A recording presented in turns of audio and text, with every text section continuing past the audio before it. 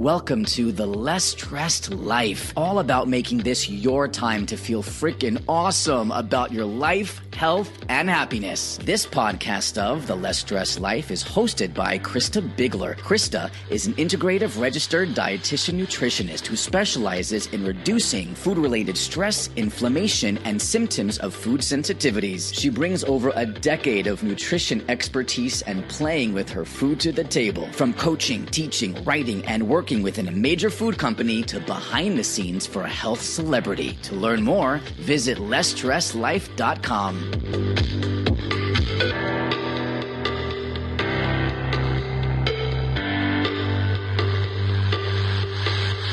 All right, so today we have Dave Romanelli, and I was introduced to Dave by a mutual friend, but I knew I was going to love him when I went to his website, whose URL is Yeah Dave. I mean, what kind of guy is that? So Dave Romanelli is a wellness innovator and pioneer who fuses ancient healing traditions with modern passions.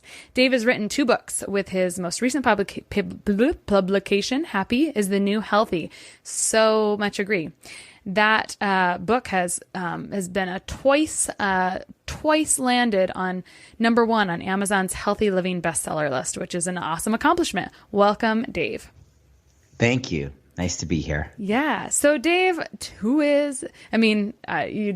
just loved your online presence. Yeah, Dave. Tell me a little bit about Dave Romanelli. Where did he start and what led to being a book author and what you do now?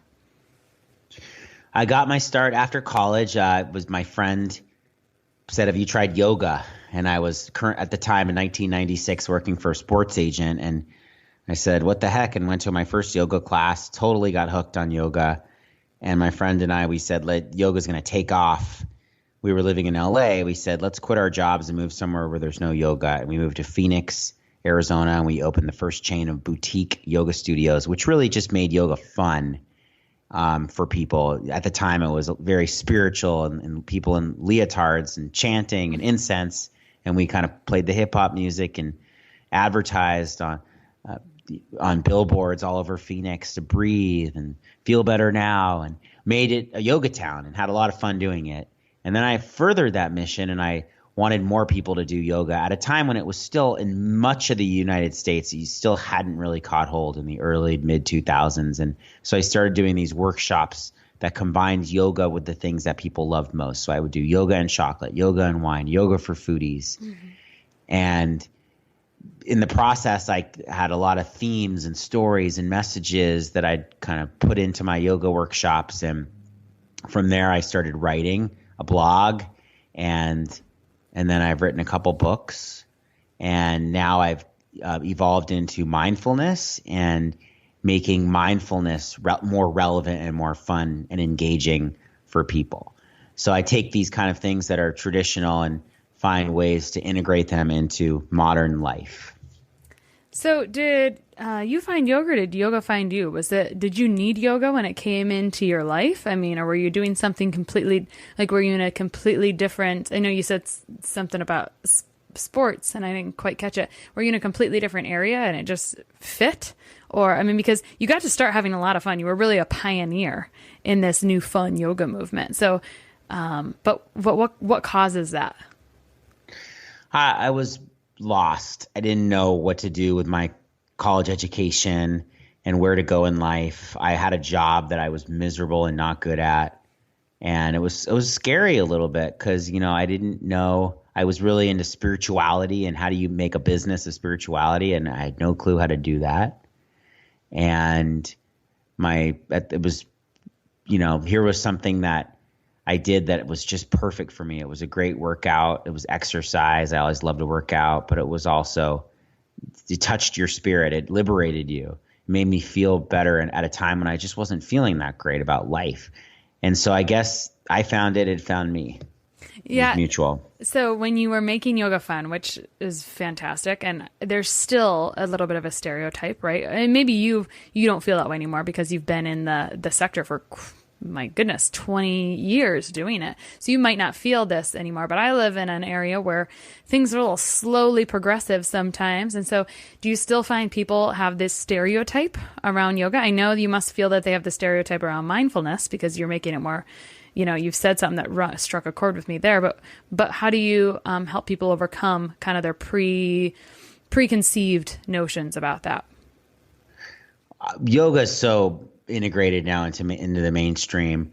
Meditation or mindfulness is still, I think, even though you're hearing tons about it, I mean, it's still relatively new. And for a lot of people, it's just not likely that they're going to be able to sit and close their eyes and meditate. So more so with meditation and mindfulness, the idea of being still and closing your eyes is like, are you kidding me? But almost everyone at this point, anywhere, does yoga or has someone very close to them that does yoga. So that's kind of broken through at this point. Awesome. Yeah. And I love that you're working on the mindfulness as being relevant. I know that's it's like this, I don't know what the term is, but it's something you're kind of chasing in my life. I recently had interviewed Pat Flynn specifically about meditation, and it's just I'm glad we're talking about it again today, because the more it shows up, I think the more a concept is introduced to someone, the more we think about it. And so what are some of the benefits you see from mindfulness that you promote to people? I mean, first and foremost, I think in our culture, the first, the last thing we get right is our mind. It's like the last thing we focus on. We'll get our body fit, we'll get our beautiful home. We'll work hard on our career, hopefully our family's good. But like the last thing we work on is our own mind. And if your mind is not healthy and you're not thinking healthy, positive, peaceful thoughts, it doesn't matter how good your body looks and how beautiful your home is and how awesome your family is. It's like you're not going to be happy. So you got to spend time training your mind, training on the power of attention and your ability to become aware of thoughts that don't serve you, and how do you let those thoughts go and choose thoughts that are peaceful and happy and positive. So it's a practice like anything, like working out, training for a marathon, weightlifting. It's something you do consistently and you get stronger. I couldn't agree more. And I think anyone who kind of turns and, whereas personal development and kind of working on that mind has become new to them at some point, and they see that a major shift that happens, they would all agree with you. And I will take a step back and say, as someone who works with people on nutrition, occasionally, this is probably the most common question that comes to dietitians just kind of blindly is, can you help me make a meal plan? I'm like, well, what are you really asking for here? Because we're looking, that is not the problem. The problem has nothing to do with that. Like, tell me what the actual problem is, and let's dig a little bit deeper. And I always find that people kind of need some aspect of life coaching, but like you just said, getting your mind right. We need that more than anything so often, I find, because there's a lot of other things that spin out of control when that's not quite right. Yes. It's all connected, definitely. So your most recent book, Happy is the New Healthy, which love the title on that. When did that come out? That came out, the paperback version of it just came out in January of this year. The original version came out in January of 2015. And yes, it's yes. It's a bright yellow book. And on your website, you have 5 secrets for turning up your happiness now. Is that right? Yeah, I have tons of secrets, but those are I mentioned there a few of them. Things that I've learned over the years that are really the low-hanging fruits of happiness. Things that allow you to be happy this very moment, because it should never be something that you have to wait on. Yeah, I actually use the word low hanging. I use that expression all the time. Oh, well, let's hit the low hanging fruits, because there's a lot of those. So do you mind sharing those secrets with us now and kind of unpacking those for us? Yeah. So the lady that inspired that bright yellow book, she lived to be 111. She was married 5 times. So we call that resilience. She got knocked down 4 times and she got back up for a 5th marriage. And what I've learned is that it's not that difficult things don't happen to really happy people. It's that really happy people happen to difficult things, and that everybody gets knocked down in some way. And if it's not your finances, it's your career. If it's not your career, it's your health.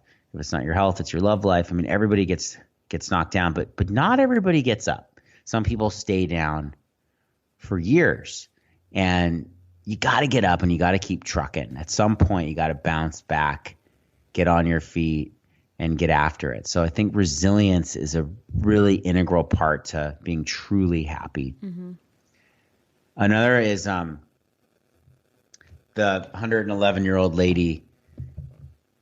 The 111-year-old lady, when the social worker thought she was tired, so he put his hands on her shoulders to help her lie down, and she says to him, "Are you propositioning me?" So she had a great sense of humor, even at 111. And I think that's another aspect of happiness, is that you got to loosen your grip. I mean, everybody's working hard and squeezing tight, giving it everything they've got. And sometimes it's just really important to loosen your grip, take a breath, and be able to laugh at your challenges and predicaments. Another is the 111-year-old lady, when you asked her, what are your secrets to longevity? She did not say, "Oh, I'm gluten-free." Her 3 secrets to health and longevity were sex, vodka, and spicy food. And we call that joie de vivre, to have a moment in your day where you just savor life. And how often do we put our heads on the pillow at night to go to sleep, and we're so busy that day we don't remember a single thing that happened. So yeah, so joie de vivre is the ability to have a moment each day where you truly savor life. Slow it down and taste the chocolate, walk in the sunshine, cuddle with your kids. There's just too many days that go by where we don't even allow ourselves a single moment of that. So joie de vivre is just another example. I have an exercise that I do in my speeches where I have people hold their arms to the sides like a letter T. And at first it's really easy, and then it starts to burn. And if you hold your arms to the sides like that, it's simulating stress, a stressful situation. And you start to feel a burning in your shoulders. And the exercise here is to breathe through the stress, not react to it. We take over 20,000 breaths in a 24-hour period. And, you can go a whole day and not pay attention to the sound of a single breath. And the yogis teach that there's nothing more soothing to a stressed mind than the sound of your breath. So to be able to just breathe consciously is a great exercise for feeling happier right now, this very moment. Another is... Hold on. Yes. I want to clarify this. So I hold my arms out because I want to get everyone involved here. So I'm holding my arms out, right? Mm-hmm. Grab my shoulders until it's uncomfortable. Walk me through it just a little bit more. Yeah, hold your arms to the sides like a letter T. So your arms are parallel to the ground. You can stand. And then at first it will feel simple. And then what happens is in 30 seconds to a minute in, your shoulders start to burn.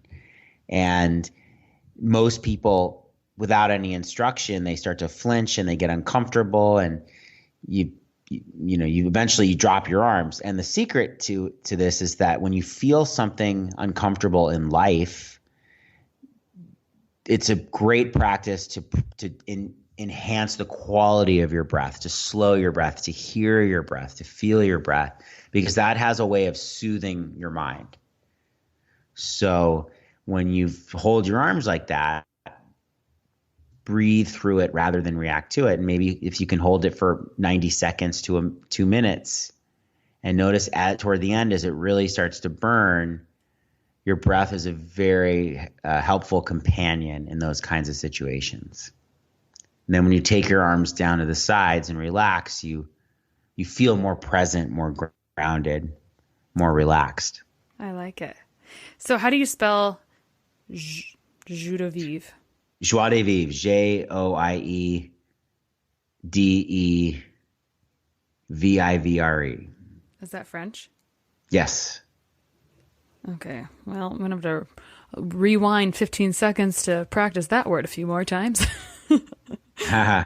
Yeah, Yeah, and actually, in a lot of the super centenarians, the people that are 110 or older on the planet, there's 7 billion people on the planet, and there's only about 60 people that we know about at any one time that are 110 or older. So it's very rare, and a very common thread that binds these super centenarians is the joie de vivre, that they have something they do that allows them to cherish life. They're usually not the richest people, they're not even the people who, they're not necessarily people who worked out a lot. Many of them had their vices, but usually they find joy in life. There's got to be something that you live for. You can't just retire and pack it away on the sofa watching, Shark Tank all day or whatever people do. It's got to be like something that where you stay in the game and you stay engaged and you have something that brings you a lot of joy each and every day. Are you going to be like Dave Buettner's predecessor, where you're doing the super centarians, which I didn't even know that was a thing until you just said that 110. I'm just familiar with the blue zones and his work of people over 100, but are you taking it a step further and you've been looking at the 110 and over? I love that idea. I only have met one in my life that's 110 or older. They're not easy to find. Oh, there's not a lot of them. And they're not necessarily totally, what's the word I'm looking for? I mean, sometimes with this one lady I knew, she had moments of clarity, and then other times she wasn't as clear at that stage in your life. Or their eyesight or their hearing tends not to be all there at that stage in their life. So it would be harder to have that kind of research project like Dan Buettner does. But I think there are lessons to learn from them, and especially from their stories that are so interesting. Well, for anyone that knows somebody over 110, make sure you flood Dave's inbox with their contact info. Thank you. Please. Would love it. All right. So we've got resilience. We've got doing something really happy people, just happen to difficult things. Humor, loosening your grip on life and just relaxing a little bit. And joie de vivre, cherishing something in life every day so far. Breathing through rather than reacting to your stressful situations. And another one that I really love is just taking 1 minute for love. There's 1,440 minutes in a day.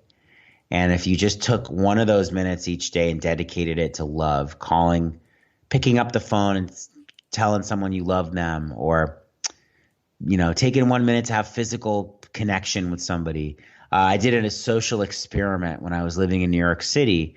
I walked around with a film crew, and we had an exercise where it was a social experiment where I got to wrap my arms around a New Yorker and see if they would let me hug them for 1 minute. So it was really awkward, because we are New Yorkers are already like, a little standoffish and have a kind of a hard casing, if you will. And we're a very touch sensitive culture in America. There's not a lot of physical touch. We can go a long time without any physical touch. And so when I wrapped my arms around these people for a minute with this film crew, it was just super awkward. And it's important, babies need touch to survive and adults need touch to thrive. It's really important that we have physical contact in our lives. It's just really healing to have that. We need more connection. We spend way too much time, 8 hours a day on average, in front of a screen of some sort, and not nearly enough time just interacting with other human beings. So to take 1 minute each day, if you could just take 1 minute and dedicate it to love, it doesn't have to be one physical touch. It can be just a silent blessing, or writing a nice email, but it would have the most profound impact on your level of happiness. And so those are just a few obvious examples. They're so obvious. You could listen to this and roll your eyes, but there's too many days that go by where we're so busy that we don't do any of those. Yeah, we need a gut check to remind us to do these things. And it's funny, yesterday I interviewed someone about children's sleep, and she was talking about the average of sleep kids need. So you betcha that day I was really obsessed with trying to get my kid to sleep earlier. But, we can just sometimes now this podcast would be a good example of that. If you need this gut check regularly to stick in your phone, re-listen to episode whatever, because you need to be, if you're not doing it, I've said this before. My friend Miller says this. He says, my pet peeve is when people say, I know, because you might know, but if you're not doing it, then you don't really know. And I love that. And I throw that piece in there all over the place, because we do that. We know things, but we don't do it. So we don't really know if we're not living it, if we're not implementing it, then none of it really matters. And as far as loving and taking a minute to love. I grew up in a non-touchy-feely family, and I've got kids that, my oldest daughter is just a saint, and she always wants to give me hugs. And it's pathetic. I'm coming around, but it's a practice makes perfect sort of thing, because I suppose it's a little bit of nature versus nurture there as well. But, some of us, this is actually really, so somebody might roll their eyes if this is easy to them, but it's not easy for all of us, for one reason or another. So I guess the trick is practice. Do you have any other tips? Well, yeah. Well, we just go off in our corners and we isolate ourselves, and it's just so easy to do. I mean, you on your computer at work, and you're on your phone and in little in between moments, and you get home and you watch TV, and there's just not a lot of time for connection. I was just in Houston teaching a fundraiser yoga class for this studio in Houston that was shut down because of Hurricane Harvey. And the stories that you hear from people were that it was destructive, and a lot of people lost everything, their cars, their belongings, everything. But the overarching story that I heard when I was there was that it brought people closer, and everybody helped everybody else. And it was so heartwarming how people came together. And it took the force of Mother Nature to pull people from their creature comforts and almost force people to help each other.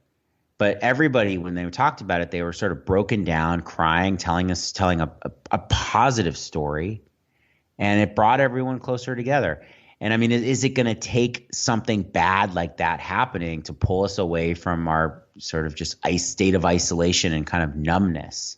And touch each other, be there for each other, look at each other. So I said to my wife this morning, I was creating this new meditation that tells the story about what happened to Hurricane Harvey. And we don't really know our neighbors. We know one of our neighbors. So I was like, let's bake cookies this weekend, something cheesy like that. Let's make cookies and walk around and bring cookies to our neighbors with our kids and get to know people. Because do we really want to wait for an earthquake before we reach out to our neighbors? I mean, that's the kind of world we're living in right now. Yeah, we really all need to take a step back. Sometimes it used to be really my pet peeve when when you ask someone how they were and they said busy. I'm like, well, duh, everyone's busy. But it's how we manage that and use it and kind of do the joie de vivre. I'm practicing the French. Yes. That really matters. I think there's maybe you can fill this in for me. It's the things that you're remembered for that matters, and how you impact. You don't have to impress; you just have to impact people. Was a comment someone left with me that impacted me last week. Yes, say that again. The things that you what? Well, I'm struggling to think of this quote about how you impact people, and that's more, it's the impact that you make on people is so much more important than all the things that you've accomplished or whatever. That your worth is measured by your impact. We'll have to come up with it and put it in the show notes. No, it's the Maya Angelou quote, I think, that speaks to that. People never remember what you say, they never remember what you do, but they always remember how you made them feel. There you go. Thank you. Excuse me. Love it. Yeah, no, that's it. I should know that. I have a daughter named Maya, and no one knows how to say her name. I'm like, have you ever heard of Maya Angelou? I mean, Mayan ruins. They're like, Maya? Anyway. Okay, so we've got resilience, humor, savoring life, taking a minute out of is it 1,140 minutes of a day to love? I think that's what it was. And then was there a fifth secret you wanted to share with us, Dave?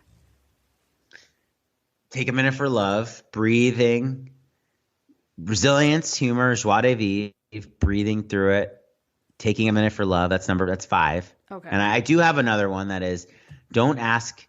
Somebody gave me this advice once. I was a European, and I asked what they did for a living, and they said it's a rude question, and I think it's true that if your sort of introductory question to meeting somebody is what do you do, a lot of people don't want to be identified by their career, or they don't necessarily identify with their career, and if you ask somebody a question that allows them to reveal their light, their truth, their passion, their quirkiness to you.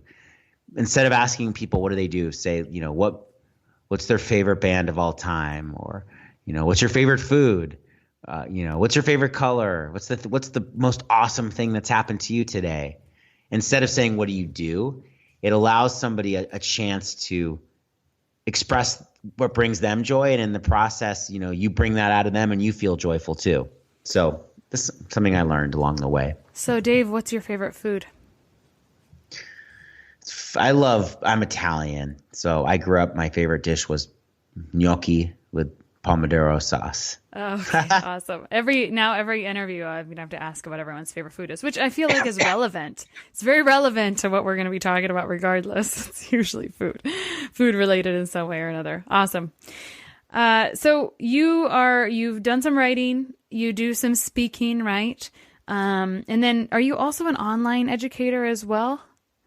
I have online programs. I'm about to launch a new one. They're basically, if you go on my website, you'll see the one that's just about to finish up right now. It's called At One at Last. And at the very top of my website, it says Reset Your Life. And it was a program that I run these programs, and basically the science shows that it takes 66 days to install a new habit in your life. If you practice something every day for 66 days, it will become a part of you. So the next program I'm doing is a program about riding the ups and downs of life with style and grace. And it's with a guy named Jaimal Yogis, who wrote several books about Buddhism and surfing.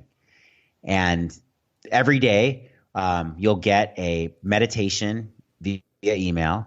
It's about 10 minutes long, where I interview Jaimal and get a little life lesson from him about surfing and Buddhism. And then that leads into a guided meditation where you sit and reflect, get quiet for a moment, and then I lead you back into your day, and you have a little something that is building toward an ability to better ride the ups and downs of life. Because I think for a lot of us, if you have a bad day, it can really knock you on your butt. And if you have a good day, you get too high on yourself, and we're not ready for the bad day. And there's just a lot of ups and downs. So I don't think it's possible to avoid those, but you can have more fun with them and have more style and live more gracefully through the ups and downs. So I'm going to be announcing that any day now on my website. Interesting collaboration. So you had mentioned you were writing a new meditation. I assume that's for your new program. Do you have other places? Like if I know you're bringing mindfulness to relevancy. So do you have other resources you recommend people go check out if they're getting started with, mindfulness or meditation or something in that arm? Yeah. I mean, if you go to my website, first, if you go to my website for the first time, and I ask you to sign up for a little mini course, and you get these 5 tips that we talked about today. And then in my website, I'm about to redo it to make this more clear, but under blog, most of the blogs on there are meditations now. So you could scroll through any of my blogs, and each theme has a short meditation on not so much technique as much as it is telling a story about what's going on in the news. Like most recently with the tragic shooting in Las Vegas, I know a lady whose son was tragically killed at the Sandy Hook Elementary School shooting, and her name's Scarlett Lewis, and she dedicated her life to bringing social and emotional learning into school so that you can teach kids that are simmering with rage instead how to be compassionate and how to choose love instead of anger. And she's really dedicated her life to that. And so I asked her, what do you say to people right now who are afraid with all these mass shootings? They're afraid to send their kids to school. They're afraid to be in a public place like a concert. And she had some really, really good advice. So, as an example, like that is the subject of a meditation on my website. Another one is an interview with an elderly. I was on the edge of my seat waiting for this advice. You have to go to the website to see it. I'm going to. Yeah, another one was a story that an elder told me at an event last week about something just so incredibly fortunate that happened to his cousin, and it's a meditation on, that good things happen to people who expect good things to happen, kind of thing. Another one was about an artist, this guy Jason Isbell, that I went to a concert, and it was so awesome, and hearing good music and exposing yourself to having new experiences in life. So that's my approach to meditation is, how do you make it interesting? And I'll give you something to focus on that's relevant to what's going on in the world, and ask you to sit for a moment with a positive mantra, something you repeat through for a minute or two of getting quiet, and then come back and into your day. So it's not so much technique as it's just like relevant and current. I love that. That is different than anyone else's mindfulness advice I've gotten. So it works to ask more than one person. So I hope, Dave, when I go subscribe to your email list, I'll get these dropped in my inbox so I can enjoy them, and I will make it easier for the listeners. And I'll put a couple of these in the show notes that you mentioned about Charlotte, and a couple of the other ones so people can access them more easily. But I'm excited to go check this out. It sounds like a fun way to bring it, because like some people, I have trouble quieting my mind, and so it's a constant thing I'm after, and I appreciate all the tips we can get. Yes, I mean I started doing it because I sit down and meditate each morning, and I haven't found, there's so many great podcasts out there, but I want something that can tell me something, and then I want to be able to sit and reflect on that message, on what's going on in the world around me, and find meaning in it. How do I connect the dots?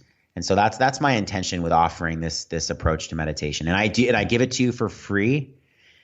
But if you want to go more in depth, I have these meditation journeys, like the one I just described with Jaimal Yogis, and then I have a new one that'll be in the new year that's about getting in touch with nature. And there's this incredible education that we can get from nature if we turn to it and we kind of immerse ourselves in it. So that'll be a new one in the new year. Awesome. Have you thought about putting them in a podcast format? Because I agree, there's not a lot out there that I love, that I've found that's awesome and fun and relevant. It's funny you should ask. I just don't know how to do it, and I haven't wanted to figure that out. I have 2 small children at home, and I don't have a lot of time or bandwidth, so I try to not go overboard. But if somebody came along who I could work with on that, then I would be open to it. So maybe you could guide me. I will guide you as soon as we end this recording. Don't worry. Cool. Excellent. So I know your website is Dave, YEAHDAVE.com, I believe. Is that right, Dave? Yeah. Yes. Okay. Is that the best place for people to find and connect with you? Yes. And my email is under contact on the website. You can reach out to me and I will get back to you. Excellent. Well, thanks so much for coming and sharing all few of your big secrets, Dave. I look forward to engaging with your content more, hearing your meditations, making that more relevant to my life. And I appreciate everything you shared with us today. Yes. Thank you so much for having me on.